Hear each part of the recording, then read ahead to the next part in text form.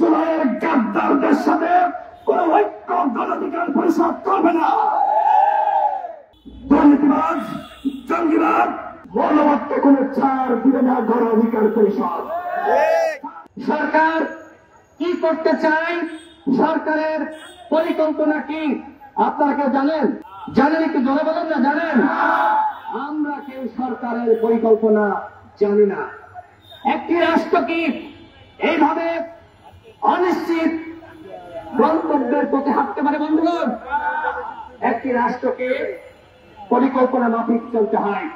এই সরকারের বয়স এখন 10 মাস।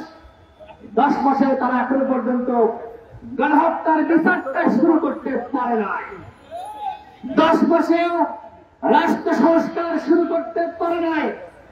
আজকে একজন উপদেষ্টা সৈয়দা রিজওয়ানা হাসান তিনি বলেছেন শুধুমাত্র নির্বাচন করার জন্য আমরা চেয়ারে বসি নাই। আমার প্রশ্ন হলো, তাহলে কি চেয়ারে বসেছেন ওই নসরুল হামিদ বিপুল লুটপাটের সম্পদ পাহারাদের জন্য? গণমাধ্যমে নেমে এসেছে না ইনকলাবে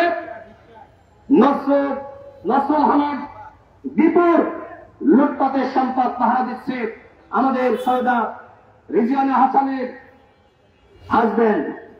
আমার বক্তব্য না, গণমাধ্যমে এসেছে এই যে উপদেষ্টার স্বামীরা আজকে আওয়ামী লীগের লুটেরা বিপুলের লুটপাটের সম্পদ পাহারা দিচ্ছে, এরই নাম কি রাষ্ট্র সংস্কার? আব্দুল হামিদ তিনি দেশ পেরেছেন, এইটার নাম কি রাষ্ট্র সংস্কার? ওবায়দুল কাদের 3.5 মাস বাংলাদেশে থাকার পরে নিরাপদে দেশ পেরেছে, এইটার নাম কি রাষ্ট্র সংস্কার? শেখ পরিবারের একজনকে এখন পর্যন্ত গ্রেফতার করা হয়নি, এইটার নাম কি রাষ্ট্র সংস্কার? শেখ হাসিনাকে ভারত থেকে কবে কখন ফিরে আনা হবে আমরা সেইটার কোন বন্দোবস্ত লক্ষ্য করছি না। এইটার নাম কি গণহত্যার বিচার? একটি ট্রাইব্যুনালের মাধ্যমে আপনারা পুতু পুতু করে বিচার করছেন। আমরা বলেছিলাম 10টা ট্রাইব্যুনাল গঠন করেন, যদি একটার মাধ্যমে বিচার করতে 10 বছর লাগে তাহলে 10টা করলে বিচার করতে 1 বছর লাগবে। আমাদের কথা শোনেন নাই, পুতু পুতু করে বিচার করছেন, আর এখন বলছেন রাষ্ট্র সংস্কার গণহত্যার আগে কোন নির্বাচন নয়। আমরাও তো বলি নাই রাষ্ট্র সংস্কার ছাড়াই নির্বাচন দিয়ে দেন, আমরাও তো বলি নাই গণহত্যার বিচার ছাড়া নির্বাচন দিয়ে দেন, কিন্তু 10 মাসে কি করেছেন তার জবাব দিতে দেন। আপনারা 10 মাসে কি করেছেন? আর যখন আমরা হিসাব চাই, জবাব দিতে চাই, তখন বলা হচ্ছে আমাদেরকে চাপ দেওয়া হচ্ছে। ডক্টর মোহাম্মদ ইউনূস স্যার এই বাংলাদেশের একজন নাগরিক বলে নাই আপনাকে পদত্যাগ করতে হবে। কেউ বলেছে বন্ধুগণ? আমরা বলেছি তিনি একমাত্র খেলোয়াড়, তার খেলার উপর ভিত্তি করে এখনো পর্যন্ত রাষ্ট্র টিকে রয়েছে। আপনারা যারা উপদেষ্টা পরিষদ অন্যান্যরা রয়েছেন তাদেরকে বলব আপনারা ভালো হয়ে যান। আপনারা গুটিবাজি করছেন, ডক্টর মোহাম্মদ ইউনূস স্যারকে নির্বাচন নিয়ে বিভ্রান্ত করছেন। এই যে এত সংস্কার, এগুলো কেন? একটি অবাধ সুষ্ঠু নিরপেক্ষ নির্বাচনের জন্য। বাংলাদেশে শেখ হাসিনা নির্বাচনী ব্যবস্থা ধ্বংস করে দিয়েছিল। যদি নির্বাচনী ব্যবস্থা বাংলাদেশে থাকতো তাহলে কি শেখ হাসিনার পয়দা হতো? ফ্যাসিবাদের পয়দা হতো? হতো না। সুতরাং নির্বাচন একটি গুরুত্বপূর্ণ বিষয়। এখন এই কথা বললেন না যে শুধুমাত্র নির্বাচন করার জন্য ক্ষমতায় বসে নাই, শুধু এই কথা বললে আপনারা পার পাবেন না। আমরা রাষ্ট্র সংস্কার চাই, কিন্তু পারেন নাই।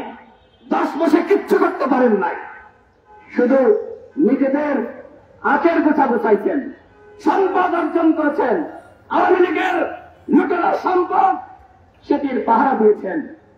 আওয়ামী লীগকে তো নিষিদ্ধ করার দাবিতে আমরাই গণ অধিকার পরিষদ 64 জেলায় ডিসির মাধ্যমে প্রধান উপদেষ্টা বরাবর স্মারকলিপি দিয়েছি।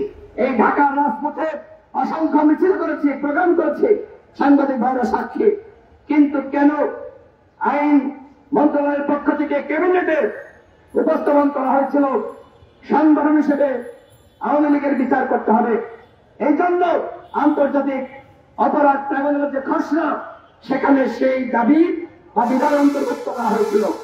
কিন্তু কেন ক্যাবিনেটে পাস হলো না? কেন? আপনারা যদি আওয়ামী লীগকে তখনই নিষিদ্ধ করতেন তাহলে তো এই আন্দোলনটা হয়তো না। আপনারা আপনাদের দায়িত্ব সঠিকভাবে পালন করছেন না। এই কারণে আজকে মানুষ তার দাবি দাবা আদায় করার জন্য রাজপথে নামছে। সংগ্রামী সাথী বন্ধুগণ, আমি বক্তব্য শেষ করব, তার আগে দুটি কথা বলতে চাই। দেশ এখন গভীর সংকটের মধ্যে রয়েছে। মানবিক করিডর এইটা নিয়ে এক একজন উপদেষ্টা এক এক রকম বক্তব্য দিয়েছে। আর এই কারণে আজকে কনফিউশন তৈরি হয়েছে, জটিলতা তৈরি হয়েছে। চট্টগ্রাম বন্দর নিয়ে যে ষড়যন্ত্র চলছে, আপনারা বলছেন বাংলাদেশের কোম্পানিগুলো লুটেরা, বাংলাদেশে বিদেশ থেকে ভাড়া করে এনে কোম্পানিকে দায়িত্ব দিতে হবে। তাহলে এই কোম্পানিগুলো লুটেরা কোম্পানি, তাদেরকে বিলুপ্ত ঘোষণা করেন, বাতিল করে দেন। আর একটি কথা, এদেশের মানুষ যদি খারাপ হয়ে থাকে তাহলে এক কাজ করেন, আপনারা যেহেতু পারতেছেন না, এই বিদেশ নির্মাণ উপদেষ্টারা আপনারা তো পারতেছেন না, তাহলে ওই আমেরিকা থেকে ইউরোপ থেকে উপদেষ্টা হায়ার করে আনেন, তাদের হাতে দায়িত্ব দিয়ে দেন। আপনারা তো তাই করতেছেন। আজকে কই থেকে কি আসতেছে আমরা বাংলাদেশের মানুষ জানি না।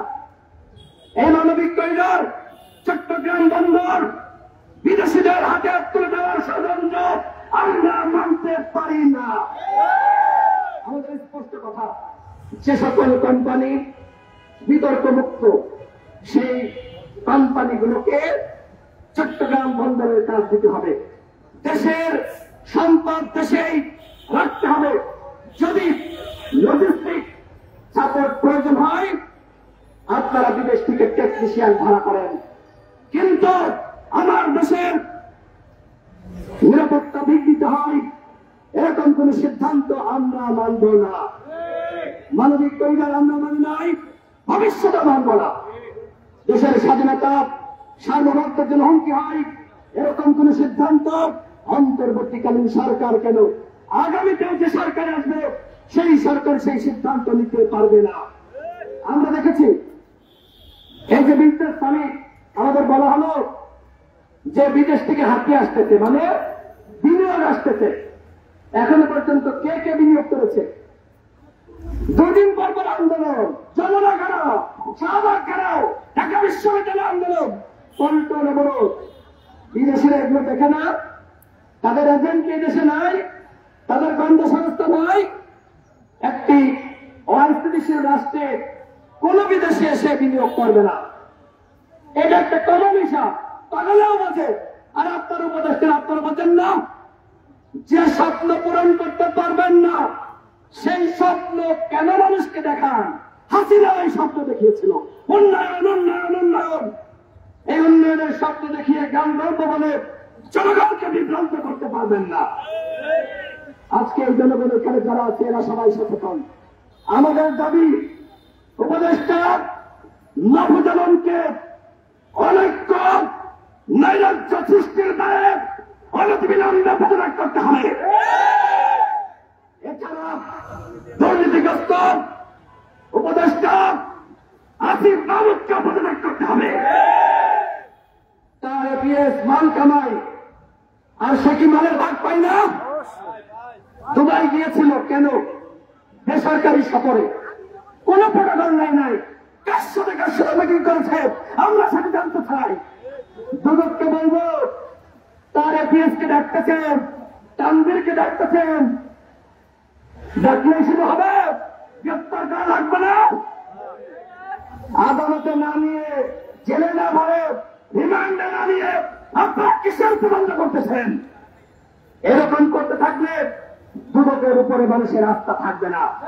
অনতিবিলম্বে যাদের নাম এসেছে ওই দুর্নীতিবাজ এপিএস তাদেরকে গ্রেফতার করতে হবে। এবং একজন নিষিদ্ধ সংগঠনের নেতা সে কিভাবে ওই চেয়ারে বসলো, কত টাকার বিনিময়ে সামাজিক যোগাযোগ মাধ্যমে শুনছে 60 কোটি টাকার লেনদেন হয়েছে। কার সাথে হয়েছে? সরকারকে বলবো আপনারা খতিয়ে দেখেন। এরকম একজন নিষিদ্ধ সংগঠনের নেতা যদি এই পদে বসে থাকে তাহলে দুদিন পরে বিদেশিরা বলবে এই সরকার মৌলবাদের জঙ্গিবাদের পাহাড়া।